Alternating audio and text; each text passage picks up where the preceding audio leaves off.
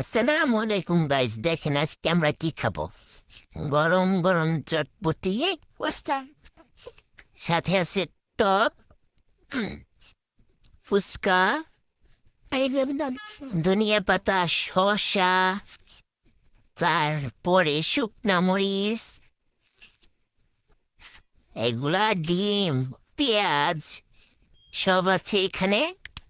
এখানে এখানে মা খাবো এগুলো ডাউলের সাথে মাখিয়ে তারপরে আমরা পানিপুরি খাবো। পানিপুরি আমি পুরো ম্যাচিং করে বলতেছি। এর কিন্তু পুরো একদম সুন্দরভাবে দেওয়া। দেখেন তো কেমন হয়েছে আমাদের ফুচকা। সবাই কমেন্ট করে জানাবেন এবং সবাই কিন্তু কেমন হয়েছে অবশ্যই কিন্তু লাইক করে দিয়ে যাবেন।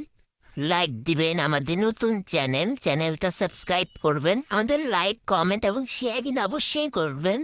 হ্যাঁ, ধন্যবাদ সবাইকে, ভালো থাকবে। আসসালামু আলাইকুম।